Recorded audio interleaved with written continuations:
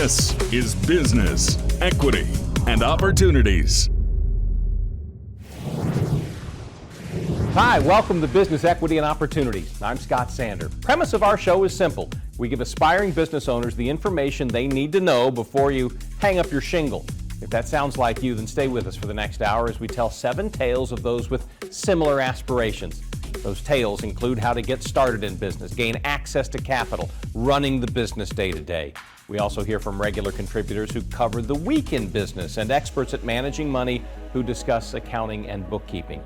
We have our weekly industry focus and wrap things up with a bit of inspiration in a success story. We're here with a new show every Sunday on Wish TV. You can also live stream us through wishtv.com, and we post each of our 7 weekly segments from every show that we do on our website, beoshow.com. Watch them, share them. Scan the QR code that's on your screen right now with your phone. It'll take you right there. When you're there, listen to our Business, Equity, and Opportunities podcast on the All Indiana Podcast Network and subscribe to our weekly newsletter. It gets new information every Tuesday. Let's get to the business of business. Here's what's coming up today on Business, Equity, and Opportunities. We'll meet the People's Choice winner from last week's Love Thy Neighbor Awards. A new initiative seeks to improve civic education and engagement. CPA Courtney Kincaid on using AI in business finances. What is conscious capitalism and why are more businesses engaging in it? And our industry focus is on a popular DJ. First things first, time to get started and why starting a podcast may benefit your business. We talked to Chris Spangle, a creative force behind some of our area's most well-known podcasts, about how reaching out to an audience could help your business grow. This is Business, Equity, and Opportunities. Getting started. Chris Spangle is a 15-year veteran of podcasting. In addition to doing his own hosting, he consults for local podcasts, including The Bob and Tom Show and Leaders and Legends, part of the All Indiana Podcast Network. Chris offers his insights into how small business owners are embracing the idea of using podcasts to help get their businesses out there. I think people would be surprised at how much work goes into a podcast. There are 4 million podcasts, almost 5 million podcasts, and roughly 30 to 40% of those are active, and most podcasters never get past 7 episodes. And that's because it takes a lot of time to prep. And so working in radio, I see the amount of preparation that Tom Griswold puts into the Bob and Tom Show, and it's hours to go into that 4-hour show. Doing my own podcasts, it's reading a lot to put it into, thoughts about current events. I think people think that if I just sit down with my friends and do a podcast and chit-chat, then I'll just take off like Joe Rogan. But you do have to have some strategy behind it. If you want to build an audience, the more work you put into pre and post-production, the better the on-air quality will be, and the more audience you'll build over time. So I think that's the thing that people would find out is the most surprising part. It's not just people chattering away. Some are, but the best podcasts don't do that. So in terms of marketing, especially online, you've always had images like photography or memes. You've had written word in blogging and various copywriting. You've had video come on over the last 10 years with the rise of YouTube and people hiring firms to feature their show. But audio has been left out of that mix. And major platforms are starting to pay attention to audio now that they can monetize it. Monetization on a mass scale like YouTube ads have done for video has come into the podcasting space over the last 3 years. And so that means that more major tech companies are moving into the space and creating new technology, which affords networks like mine the ability to monetize. It affords small business owners the ability to create content in unique ways and then put that out and distribute it on different platforms. And it's a cheap form of content marketing. It's cheaper to hire someone to help edit your podcast, produce your podcast, than it is to create those large videos that are 2 minutes that live on your YouTube that maybe 200 people will watch. What podcasting offers a small business owner is the ability to connect with their clients, their users, or however you may term the people that you interact with in your business, your customers, in a very intimate and personal way that video and writing and imagery may not. It breaks down that barrier so people are able to listen to a conversation that you might have with another person and get a sense of who you are before they come through the doors or send you that first email. And in a world where people are a little bit more shy than maybe they used to be, they're a little more introverted, it allows them to put a human face on the contact before they actually reach out. You're also able to use it for lead generation. If I were to send a message to the leader in my industry and say, can I get lunch? Can I sit down and take an hour of your time across from you on your desk and chat? They might say no, right? That's a big lift for somebody who is at the top of their business vertical. But thanks to the use of everybody's own vanity, you can ask for an hour-long conversation on a podcast. It helps them maximize their time by promoting their projects, their businesses, while also giving you a face-to-face. And I've had clients that have been able to leverage these podcast conversations into business because of that one-on-one conversation. We brought Leaders and Legends with Robert Vane to the All Indiana Podcast Network a few years ago, and we've seen about a 30% increase in Robert's downloads while being a part of the network. It's also offered him opportunities to come on television to promote episodes. There's not a lot of podcast networks that can offer live TV spots on daytime television. And it really helps network together a lot of different shows. And so you also have the benefit when you're reaching out to potential guests to say, we're part of a local television station's network. Robert has been able to use his presence on your social media, in your email newsletters, on TV, to persuade guests that he might not have gotten otherwise. I think the future for podcasting is huge. Right now, about 40 to 50% of people listen to podcasting. One major CEO of a podcasting company just said that is going to be 90% within the next 10 to 20 years. If you're interested in starting a podcast, I run a group called IndianaPodcasters.com. We have a meetup every couple months where you can come and meet a bunch of other podcasters. It's a very safe place to come and ask questions. 25% of the people that show up to that are usually looking to start a podcast. You can always reach out to me. I'm always happy to answer questions at podcastingandplatforms.com. And I know the All Indiana Podcast Network has a great team that would love to help people, but there's 2 rules to podcasting that are ironclad. The first is you must be relevant to your audience. You must not waste their time. The second is you have to be consistent. So you have to pick a topic and a time frame, a time schedule that you can be consistent with that content, that you can manage that. If you can do 2 episodes a month, 1 episode a month, 1 a week, then you figure that out. There's a lot of great places to get information, like IndianaPodcasters.com, where you can come and meet other podcasters, or the All Indiana Podcast Network, or my own podcast, Podcasting and Platforms. Getting started, made possible by the Indiana Economic Development Corporation. Check out all the pods that are available on the All Indiana Podcast Network, including our own Business Equity and Opportunities, through wishtv.com. If you'd like more information about that or getting started stories of the past, use the link on our website, beoshow.com. Simple ways to scan the QR code on your screen. If you have information that has helped you launch or operate a small business, let us know how you're doing. We'd like to share your story. Email us at beo@wishtv.com. Up ahead, what civic education has to do with business. See what the Indiana Business Alliance for Civics has to offer. This is Business Equity and Opportunities. Grow your business with Wish TV's featured business directory. For less than $200 a month, be one of the limited businesses in 30 different categories, benefiting from one of the top visited websites in Indiana and Indiana's only statewide news station. Space is limited. Contact us today.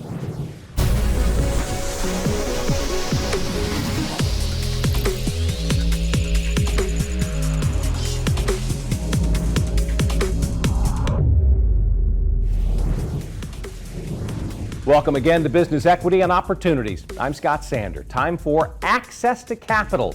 Last week saw the unveiling of this year's Love Thy Neighborhood Awards. The most coveted award of the evening may have been the People's Choice Award with its $5,000 cash prize. We found out the winner on Wish TV's Daybreak with Hannah Mordeau. This is Business Equity and Opportunities. Access to Capital.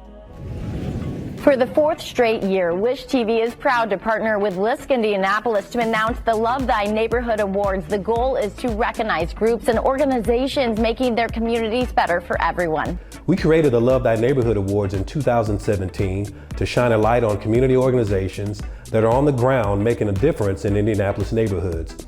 Often this work goes unrecognized, and more often than not, the focus stays on the challenges we face.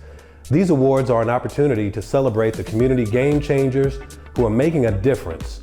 Last week, we aired a special here on Wish TV and asked you to help pick the People's Choice winner. The winning organization gets a $5,000 prize, and this morning we are proud to announce that the winner you voted for is, drum roll please, Project Will. Kelly Majors is the group's executive director. Congratulations. Thank you for being here.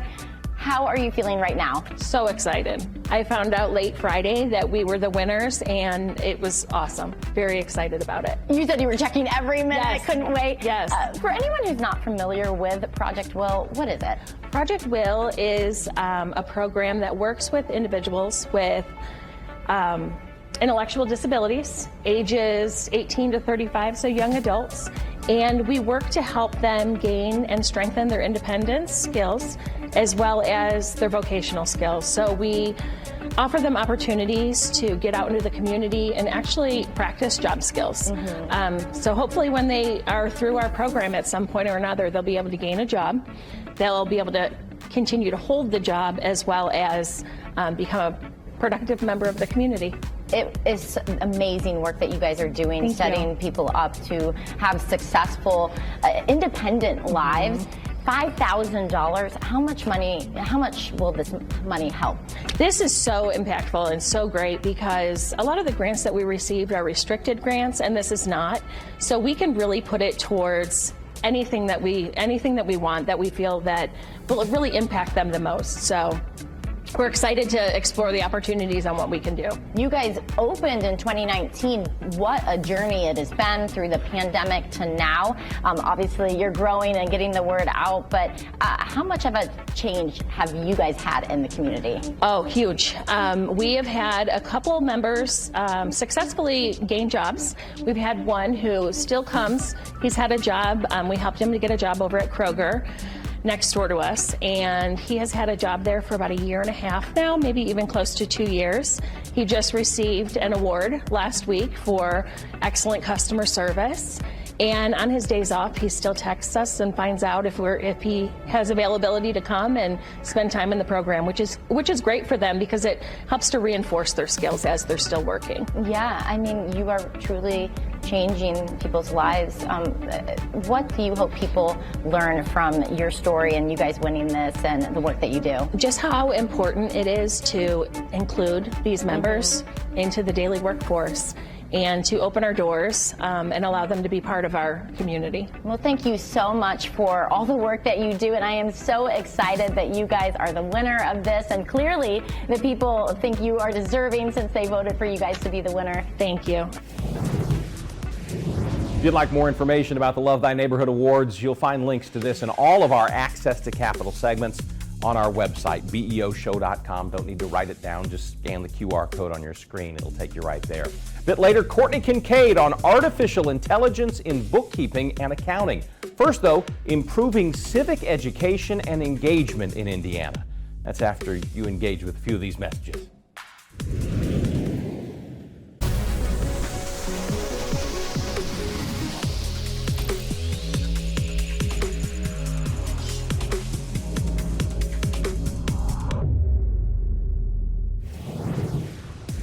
Welcome again to Business Equity and Opportunities, and this week in business, Indiana is ranked near the bottom of all states when it comes to civics education and engagement.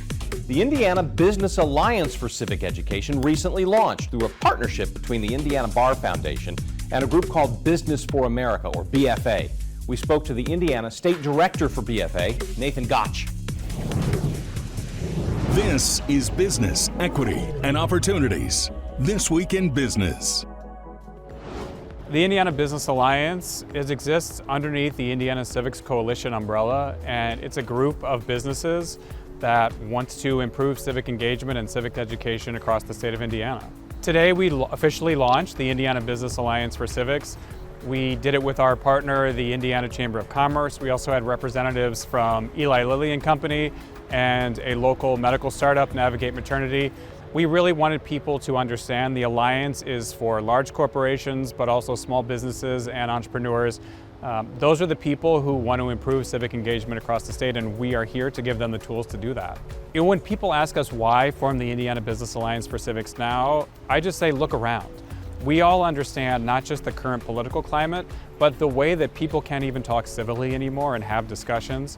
That is unfortunately a symptom of, I think, many, many years of a lack of focus on this issue. And the good thing about that is when things start to get pretty bad, that's when you start to see stakeholders from across the political spectrum say, you know what, we need to come together and really work for a positive solution for this. What we're seeing businesses do now is they're starting to talk about politics, about civics from a nonpartisan perspective, encouraging their employees to register to vote, making sure that they're aware of how our government works. You know, if you think about it, we all had a semester probably in high school of government class, civics, that kind of thing. But when you're 17 or 18 years old, are you really that focused on how your government works? You know, I know when I was 17, I was focused on other things. You know, and oftentimes the instructors of those classes were moonlighting really as a social studies teacher, but more focused on being the high school football coach. And so what we want to make sure people understand is, if you don't know about these things, that's okay. A lot of us still have you know, things to learn about it, even those of us who work in the civic space. And we really hope that we can get rid of the stigma attached to not knowing about these things and provide people resources and easy ways to learn how our government works so that they can be more involved, not just politically, but really so that they can understand how they can become advocates for themselves and their family and their communities. The first thing that I would tell a new business owner is join the Indiana Business Alliance for Civics. We provide all the resources that you need. You don't have time when you're starting a business or even running a business that's been up and going for a while to spend a lot of your day focused on these issues. And so we exist to provide those resources. So there's a simple one-stop shop where you can get information about making sure your employees are registered to vote. If they need more civic education, different opportunities for them to do that. It might look like a podcast or maybe watching some YouTube videos or reading some materials. Every person learns differently, and what's great about the Business Alliance for Civics is we really take an entrepreneurial approach to solving these problems. We know that you can't solve these by committee, and so we provide options and opportunities. So I would say, you know, engage with us. We will give you the tools that you need, and then it becomes something that you can take care of instead of worrying and fretting, especially, you know, around election time. You go, oh, I wish I was more involved or engaged. Let us help you with that. One of the most important things you can do as a business owner is establish a voter culture at your place of business, and making sure that people are registered to vote, making sure they understand there's opportunities to learn about civics. That makes a big difference. Joining the Alliance connects you with other businesses across the state who also care about this, and we have a lot of knowledge, but it's spread out amongst a lot of people. And so one of the important things that the Business Alliance does is really facilitate those relationships so that people who want a mentor, you know, they can reach out to us and we connect them with people who've been there before. You know, we already have some projects that are in the works that we can't talk about quite yet. You know, that's the thing that businesses say, hey, we're working on some things, some really exciting things. Internally, we develop in a similar way. And so we have some things that we're really excited about with some of our key partners. These projects and the things that we're talking about are going to make a real impact in the state of Indiana.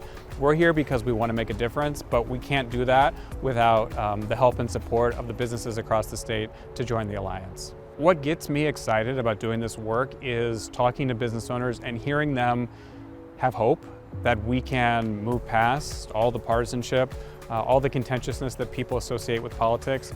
The truth is, when you sit down with people and talk about the core issues, the lack of knowledge, the lack of civic engagement, we're all on the same team, and we really have been able to provide a framework for people to start having those conversations. That's what's so exciting to me, and that's why I think we can really make an impact here in Indiana. This Week in Business is made possible by BE&O Power.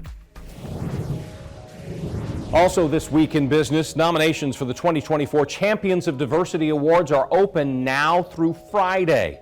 Wish TV and Business Equity and Opportunities are proud to be media sponsors of the event, presented by Minority Business Review and Indiana Minority Business Magazine. The competition to find the coolest thing made in Indiana is back. The events for companies that make all kinds of things, whether they've been around for decades or brand new. Indiana Chamber of Commerce is accepting nominations for this Hoosier Hysteria style tournament. It's free to enter. Nominations are open through October 10th. Also in October, the Small Business Administration will hold its second annual Cyber Summit. Sessions are each Wednesday in October. For links and more information on all of this, you know where to go, beoshow.com. If your business has an event you'd like us to mention on our show, send us an email 3 weeks in advance at beo@wishtv.com. Coming up, conscious capitalism and why some say it pays to practice it. Before that, a CPA talks about AI in our A and B segment. That's accounting and bookkeeping. Stay with us. Every business is unique, and every business has a target audience. Circulus Digital Media can help you connect and grow your customer base with turnkey digital solutions that are nimble to reach a customer base that spans the globe. Pinpoint a specific audience down to the smallest details.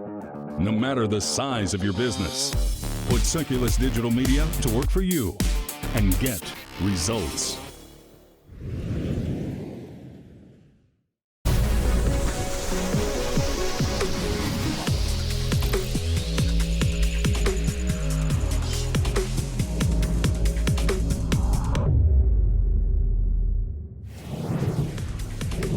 Welcome back. Time for accounting and bookkeeping with longtime contributor Courtney Kincaid, president and CEO of the Indiana CPA Society.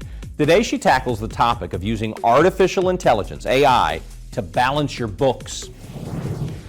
This is Business, Equity, and Opportunities, Accounting and Bookkeeping.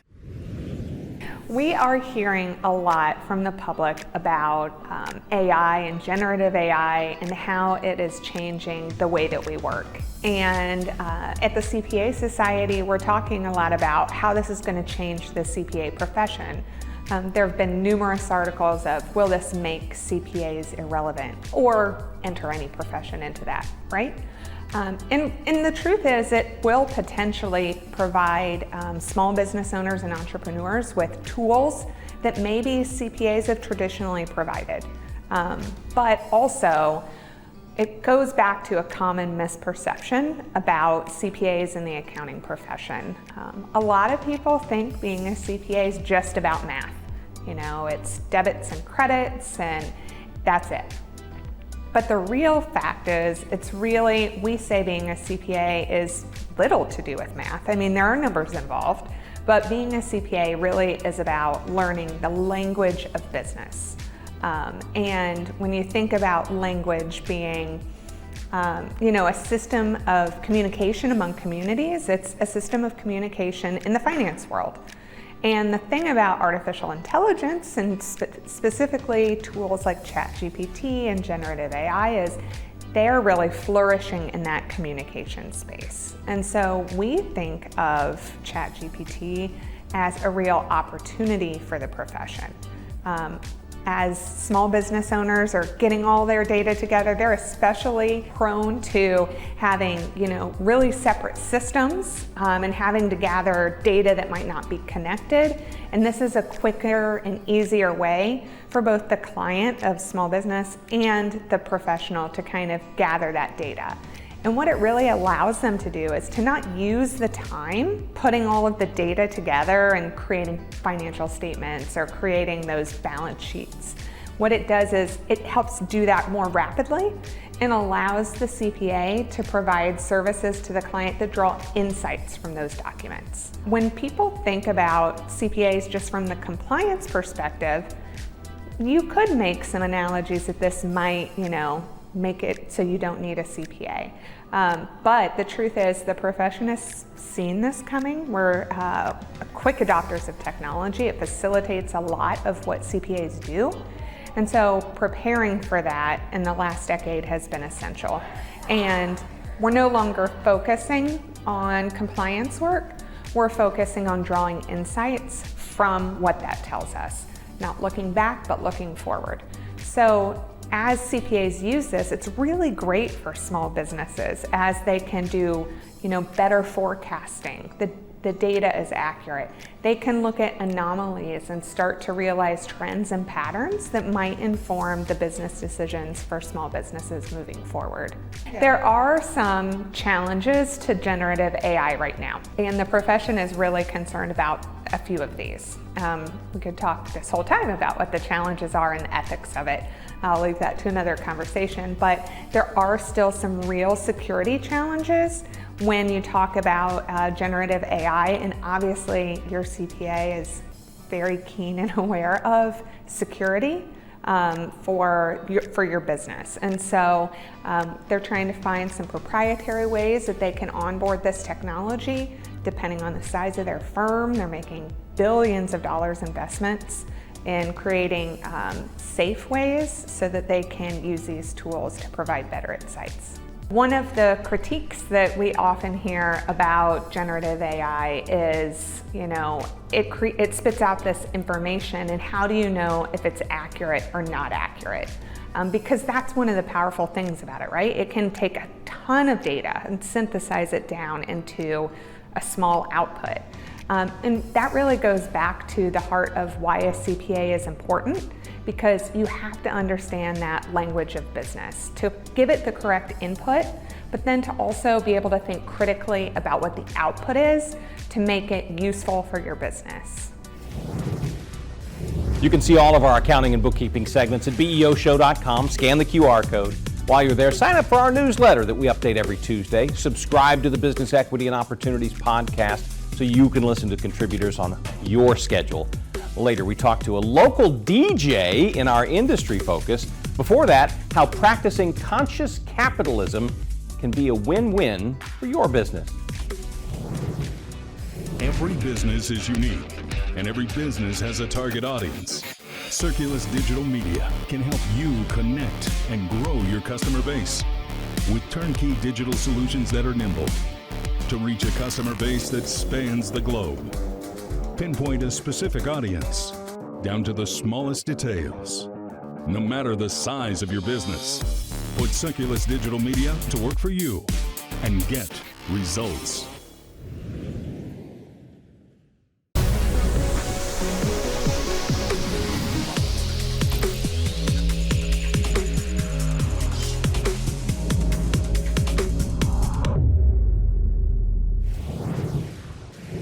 This is Business Equity and Opportunities. Time to talk about actually running your business day to day. Conscious Capitalism is a nonprofit movement that combines education and inspiration to promote responsible business practices with civic involvement.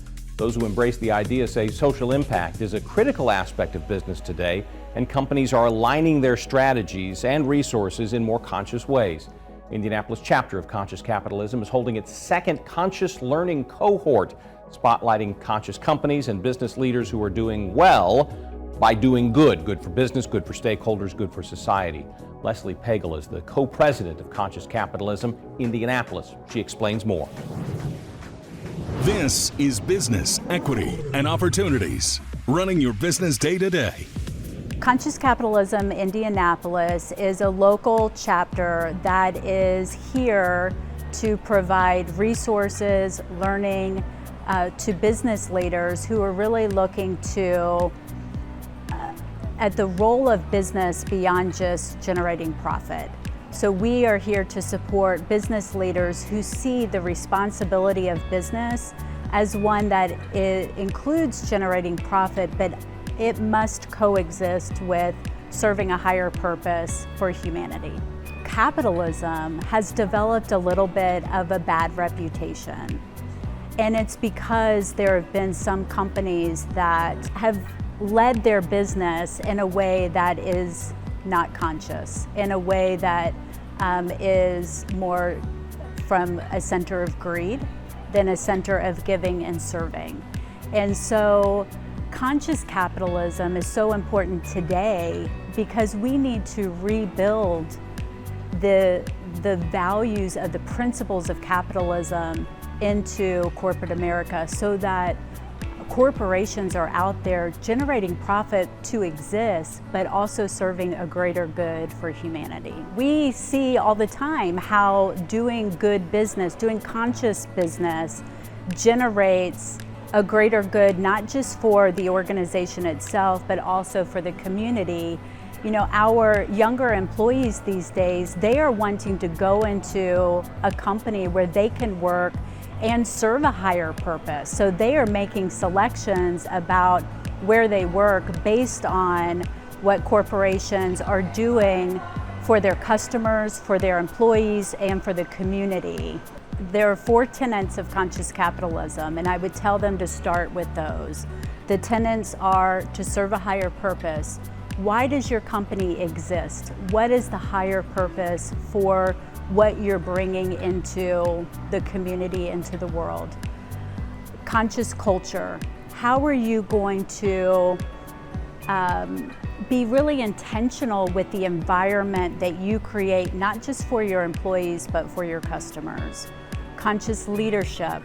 How are you going to lead your organization in a way that is conscious? And that's really looking for win-win-win scenarios, where when you're faced with a decision, you don't just make the decision on what's easiest, but you look for opportunities to create a win for all of the individuals involved. And then the 4th is about stakeholder orientation, and that really is thinking about the audiences that your business is going to serve. And historically, we've looked at shareholders as the main audience that a business is served. And with conscious capitalism, it's about looking more holistically at serving your customers, your employees, your partners, your vendors, your community, and your shareholders. I work for a company here in Indianapolis called Authentics. I am the chief evangelist there, and we're a conversational AI company. I would tell you, our founder, Amy Brown, started the company by focusing on purpose, by being really intentional with the culture. She leads every day consciously, which, by the way, it role models the behavior for her leadership team. And you know, our stakeholders that we serve are all the ones I mentioned. I wouldn't be where I'm at in my day job if it weren't a conscious organization. It's not easy to be conscious, but it is something that every day when we wake up and we show up with our best intention of doing good in the world, it translates into the outcomes that we're looking for. Well, conscious capitalism has several ways that people can get involved. One of which is we're getting ready to launch our 2nd annual Conscious Learning Cohort. The Conscious Learning Cohort is an opportunity where business leaders come together over a 9-month course and learn, practice, and implement conscious business practices for their companies. So that's one opportunity where it's really about instilling the principles and practicing them in business. We also frequently have events where we bring together business leaders, have a business leader share their story of how they are implementing conscious capitalism within their business. We're here at the beautiful Open Lane facility, had an event here a couple years ago where they talked about how they live out and walk the talk of conscious capitalism as well. I see this vision of what is possible for corporate America, and it's a vision that honors humanity. It's a vision where love can live in business. It's a vision in which there are win-win-win outcomes to hard decisions that we make, and that makes me excited. It's just being a part of helping to share that vision with others and working alongside Indianapolis business leaders to make that vision a reality. The Conscious Learning Cohort starts February of next year and meets monthly or bi-monthly for 9 months. Applications are due by Halloween. That's October 31st. For more information, head to BEOshow.com. The QR code will hook you up. Coming up, we focus on the local music scene with award-winning DJ Gino Shelton. This is Business Equity and Opportunities.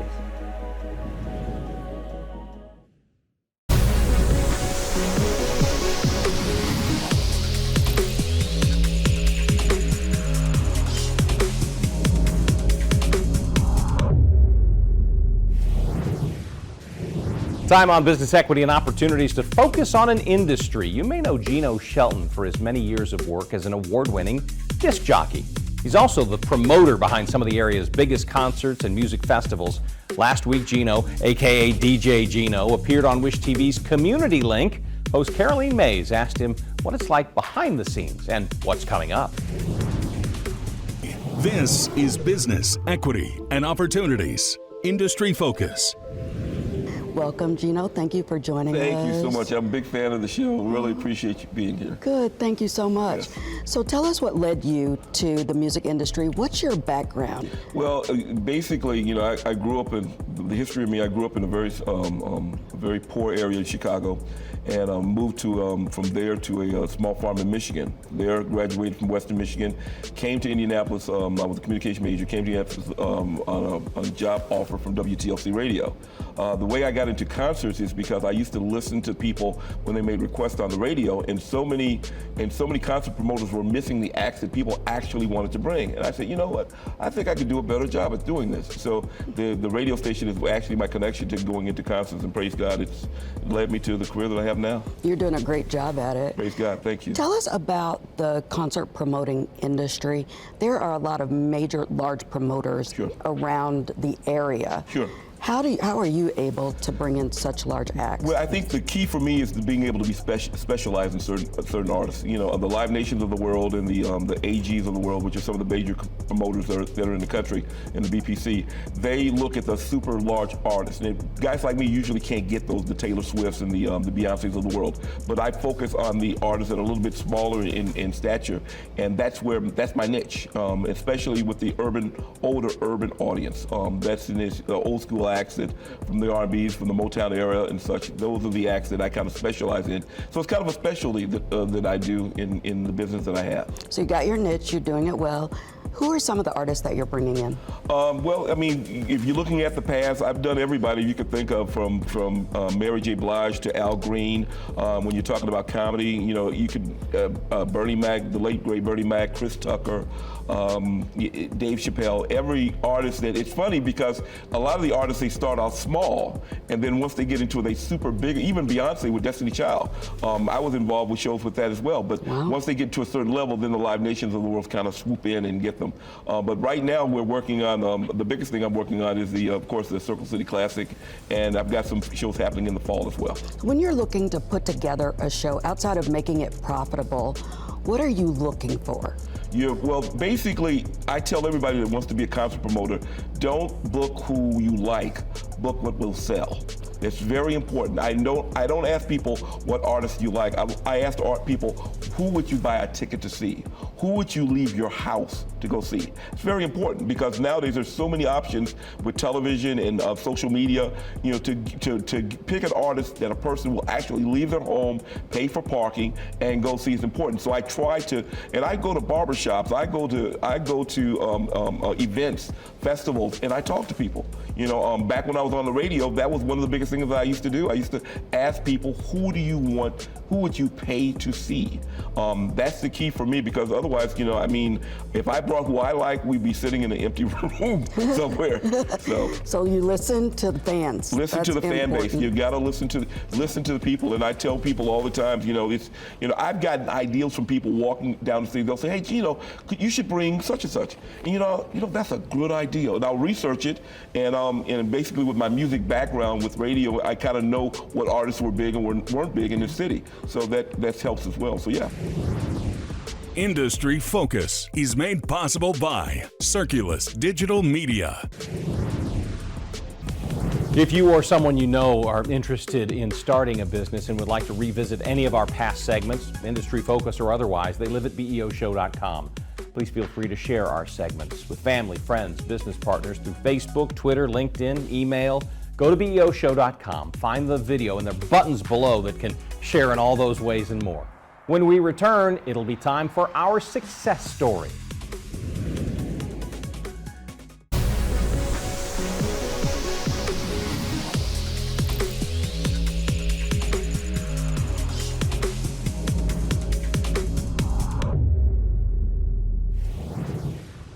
The hour is drawing to a close, but we'll never let things go without maybe our favorite part of the day, our success story.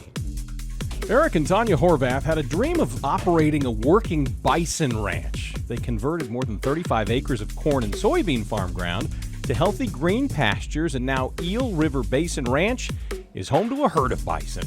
Currently provide bison meat to a handful of local restaurants too, and sell it on the ranch and host events.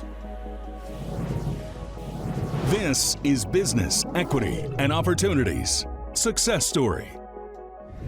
My husband and I were looking for something to do when we retired. My husband was doing business-to-business advertising sales, and the company he was with had him down in the south part of Indianapolis, Greenwood area. One of the clients he went to visit for advertising had his business at his home and had this awesome bison out in his yard. My husband goes, "What are you doing?" And he said, "My wife has serious health issues, needs a super healthy source of protein, so that's her source of protein." My husband gets back to the apartment and he said, "What do you think about raising bison when we retire?" I went, "Yep, let's do it." And literally our adventure started. We started doing research, we started touring bison ranches, we joined the National Bison Association, started going to conferences, Oklahoma, Missouri, Arkansas, meeting ranchers. Then we had to look for property. And so we found a piece of property in southern Whitley County, looked at it in January of 2014. There was 3 feet of snow on the ground, so we could literally drive down the driveway, look at the barn, look at the house, and make a decision. And we made our decision and put an offer in a week and closed on it 3 weeks later. Moved in June of 2014. My husband got let go from the company in December of 2014. We were scheduled to pick out our animals, and he goes, "We can't do this." And I said, "Yes, we can. There's always going to be a we can't." I said, "So we need to take a leap of faith and do this." And so we picked out our first 3 animals and had them delivered January 31st of 2015. He thought it was super important that we sit down and have the conversation about whose name's on this business, who's going to be writing the business plan, who's going to kind of be that driving force. Well, I knew he would help, and there were so many areas I relied on him for a lot of physical labor. He had the time and the ability at that point to be able to do it before he got another day job. Because let's face it, when you're starting a business, you both have to be working. You can't just up and quit unless you're really fortunate to have a whole lot of money sitting there. And he goes, "You're going to be the one writing the plan. You need to be the one, setting up all the, business entity stuff." So I handle all of that, and I jumped in, and we became a female-owned business. And I've joked before, there are times I've promoted him to vice president and times I've demoted him to ranch hand. So it just depends. It depends on our day and what we do. But one thing we had to learn was, what do you do when you don't have enough rain for your pastures to grow and you're a solely grass-fed, grass-finished operation? You have to think quick on your feet. Okay, who's got hay? Well, what kind of hay is it? You learn all of those things. Well, where are we going to get the money for the hay? What do we do in the 2 years it takes before we're going to have any calves from the breeding stock to, send to the processor so that we can actually sell the meat, which was our whole business plan to begin with? Some of those things were super surprising. The costs involved. I really did not know when we first started just how expensive electric fence was. I knew it was going to be fun and I knew I would enjoy it. It surprised me just how much I enjoy it. If I have a bad day at the office, I go home and I put on my ranch clothes, and it doesn't matter what chore I'm doing. There's something about raising an animal that you really love, even though we raise them for meat, that, I don't know, it just speaks to me, and I don't think I'd want to do anything else. So I started to look, and I went, it'd really be great to have a female coach know and be able to talk to me about, this is how you make this move. This is how you make this move. I wrote the business plan. I'm great at that kind of stuff. It's fantastic. It's time to diversify. This is really what I want to do, but it kind of feels like you're doing it on your own, especially as a female.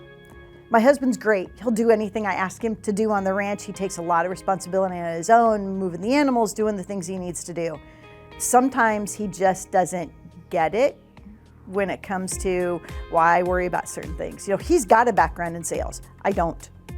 And so it was really great to connect with Leslie here and know that, wow, I've got this support. There are women that are out here doing this. We're not alone. She can speak to, even though women have owned businesses and been in business for a long time, you know, it's been maybe 10 years, 5 years really strong, that we've really become business owners. They've really started to look at us as having an important place in business and running our own business and driving small business. And that help has been invaluable. Even just the fact, you know, she's helped me sit down and not just work out the budget, because I had a budget for the ranch, but the budget for what we wanted to do to diversify, I had no clue. You know, I had no clue where to start. And then just having her be a cheerleader. Yep, you don't have everything ready, but you have enough ready, go for it. Open, start, make that move, really helps. Allen County's great. I was born and raised in Fort Wayne. I love it. There's not as much of the good old boy, you know, because we're still Midwest, but Southern Whitley County, where we're located now, yeah, it's hard. There weren't as many women in business, let alone small business owners, really driving things in the community. There are more now, especially within the past year to 2 years. There's a lot more in the smaller communities, especially Southern Whitley County. While they're great and they're great citizens, great husbands, fathers, grandfathers, it's tough for them to kind of see that change in what they used to know to what really is going to help drive smaller communities, small business forward. And a lot of it is women. And there's great opportunities out there for women too. That is the hour we have for Business Equity and Opportunities today. Thank you for being here. Thanks to all of our storytellers. If you'd like more information about any of the topics on today's show, find links on our website, beoshow.com. Again, scan the QR code that's on your screen right now. It'll take you right there. There you can look for past segments of the show from all of the 7 weekly topics we do. Watch them, download them, use the buttons that are right underneath the video to share them on social media or directly with your friends. Listen to and subscribe to our Business Equity and Opportunities podcast on the All Indiana Podcast Network. Sign up for our newsletter. And if you have questions or a success story to share with us, send us an email, beo@wishtv.com. We will see you next week for more Business Equity and Opportunities. Until then, I'm Scott Sander. Have a great day. Business, Equity, and Opportunities is made possible by Indiana Economic Development Corporation, InnoPower, Bose McKinney & Evans, Gemco, Fifth Third Bank, and IU Indianapolis.